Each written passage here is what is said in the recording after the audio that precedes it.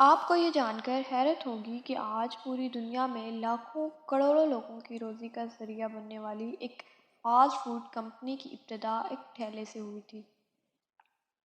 یہ آج سے تقریباً 85 سال قبل 1937 میں امریکہ میں رہنے والے ایک غریب شخص کی کہانی ہے، جو کہ کیلیفورنیا کی ریاست کے ایک علاقے منوریا ایئرپورٹ کے قریب برگر بیچنے کا کام کرتا تھا۔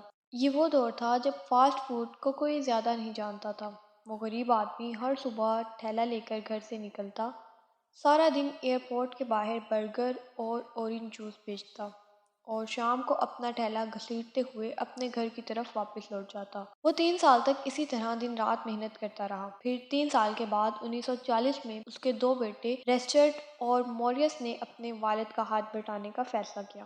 انہوں نے سوچا کہ اب ہمیں اپنے کام کو ٹھیلے سے آگے بڑھانا چاہیے، لہٰذا انہوں نے کیلیفورنیا میں باربیکیو کے نام سے ایک چھوٹے سے ریسٹورنٹ کی بنیاد رکھی، جہاں وہ اپنے والد کی طرح ہی بھرپور محنت اور لگن سے کام کرتے رہے۔ محنت، لگن، مسلسل جہد اور بلند ہمتی جیسے اصولوں پر کام کرتے ہوئے انہوں نے فیصلہ کیا کہ ایک دن ان کا یہ کاروبار دنیا بھر میں اپنی پہچان بنائے گا۔ ان دنوں انہوں نے محنت، مستقل مزاجی کے رہنما اصولوں پر عمل کرنے سے کچھ ہی عرصے میں اپنے ریسٹورنٹ کا پورے علاقے میں ایک نام بنا لیا۔ دیکھتے ہی دیکھتے وہ ترقی کی منزلیں بھی طے کرنا شروع ہو گئے۔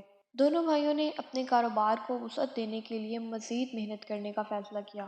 انہوں نے اس قدر محنت اور ترقی شروع کر دی کہ صرف 13 سال کے بعد 1983 میں ان کے ریسٹورنٹ کی برانچیں کیلیفورنیا سے باہر کئی دوسرے شہروں میں کھول دی گئیں۔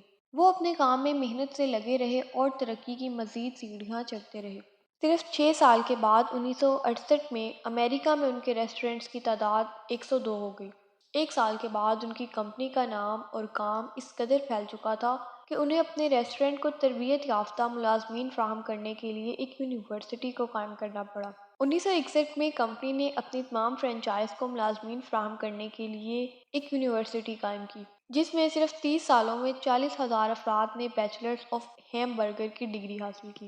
ریسٹورنٹ کمپنی کو ملازمین فراہم کرنے کے لیے اسی کارپوریشن نے ٹوکیو، جرمنی اور لندن سمیت دنیا بھر میں کمپنی کی ایسی مزید 7 یونیورسٹیاں قائم کی۔ 1969 میں یہ کمپنی 50 ریاستوں تک پھیل چکی تھی۔ کمپنی نے یونائیٹڈ اسٹیٹس سے باہر اپنی پہلی برانچ 1967 میں برطانیہ میں قائم کی۔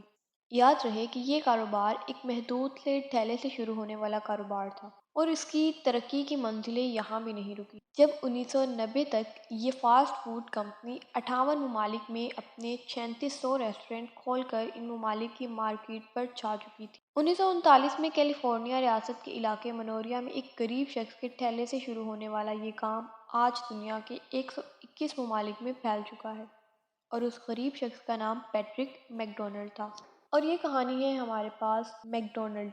ماہرین کا خیال ہے کہ میک ڈونلڈ کو دنیا بھر میں مقبول بنانے میں اس کے رہنما اصولوں، محنت، لگن، جہد مسلسل اور بلند ہمتی کا بے حد عمل دخل ہے، جن کی وجہ سے یہ میک ڈونلڈ ایک فاسٹ فوڈ کمپنی جو کہ ایک گلوبل برانڈ بننے میں کامیاب ہوئی۔ کوئی انسان کسی بھی شعبے سے وابستہ ہو، اس پر ایک ہی فکر سوار ہوتی ہے کہ وہ کسی طرح ترقی کر لے۔ عربی کا ایک مشہور محاورہ ہے کہ من جدہ وجدہ، جس نے کوشش کی اس نے پا لیا۔ اور قرآن بھی کہتا ہے کہ انسان کے لیے صرف وہی کچھ ہے جس کے لیے وہ کوشش کرتا ہے۔ یہ مسلمہ حقیقت ہے کہ دنیا میں کوئی بھی ایسی چیز نہیں کہ جو ناممکن ہو۔ محنت اور مسلسل جدوجہد سے ہر ناممکن کو ممکن بنایا جا سکتا ہے۔ کامیابی کے لیے لازم ہے کہ انسان کسی بھی کام کے آغاز سے پہلے اس کے انجام کے بارے میں سوچ، اس کی انجام دہی کے بارے میں اچھی طرح غور و فکر کر لے اور اس کے فوائد اور نقصانات کا جائزہ لے لے۔ اگر کام میں فائدہ زیادہ ہو تو اس کا آغاز کرے، ورنہ اسے چھوڑ دے۔ کسی بھی کام کے آغاز سے پہلے جب ہم دور اندیشی سے قطع نظر انجام کی پرواہ کیے بغیر اپنی تمام تر صلاحیتیں وقف کر دیتے ہیں تو اکثر ہمیں نقصان کا سامنا کرنا پڑتا ہے۔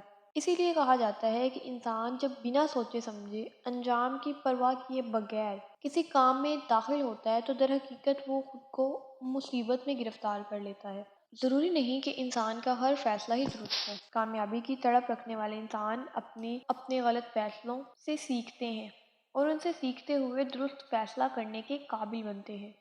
جو لوگ اپنی صلاحیتوں پر اعتماد نہیں کر پاتے، ان کے لیے کامیاب ہونا ناممکن ہو جاتا ہے۔ انسان کا خود پر اعتماد اور مستقبل کے لیے اچھی امید ہی اس کے لیے صحیح فیصلہ کرنے میں مددگار ثابت ہوتی ہے۔ ویڈیو کا اختتام فرینکلن ڈی روز ویلٹن کے مشہور قول سے کریں گے کہ ہمارے آج کے شک ہماری کل کی کامیابی کو ناکامی میں بدل دیتے ہیں۔ کامیابی کا دار و مدار انسان کے فیصلے پر ہوتا ہے اور فیصلوں میں تاخیر ناکامی کا ذریعہ بنتی ہے۔ اسی لیے اکثر اوقات بہت زیادہ سوچنا بھی ہمارے فیصلے کو کمزور بنا دیتا ہے اور وقت گزرنے پر ہمیں ناکامی کا سامنا کرنا پڑتا ہے۔ قوت فیصلہ کی کمی ایک بہت بڑی کمزوری ہے جو انسان کو کامیابی سے روکے رکھتی ہے۔ ملاقات ہوتی ہے اگلی ویڈیو میں ایک نئے جذبے کے ساتھ۔ تب تک کے لیے خدا حافظ۔